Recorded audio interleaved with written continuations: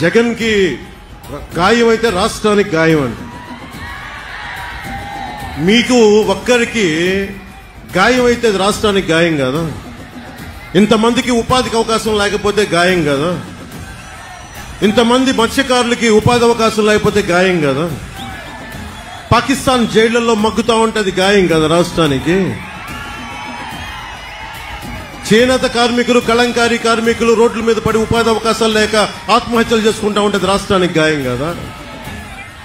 బాపట్లలో 15 ఏళ్ల అమర్నాథ్ ని అక్కడిని ఏడిపిస్తున్నారని చెప్పి బయటికి వచ్చి ఎదిరిస్తే వైసీపీ నాయకులు చెరుకు తోటలోకి తీసుకెళ్లి పెట్రోల్ వేసి కాల్ చేస్తే అది గాయం కదా. మీరు ఆలోచించండి. మీరందరూ ఇక్కడ ఉన్న ఆడబిడ్డలు, పెద్దలు అందరూ, రాష్ట్ర ప్రజానీకం అందరూ ఆలోచించండి. ఒక చిన్నపాటి వంట చేస్తున్నప్పుడే చిన్న నూనె చుక్క పడితేనే ఎంత బాధ వస్తుందని తెలుసు. అలాంటిది 15 ఏళ్ల బిడ్డని తీసుకెళ్లి పెట్రోల్ వేసి కాల్ చేస్తే ఆ మంట అసలు మనం ఎవరైనా ఊహించగలమా? బాధను ఊహించగలమా?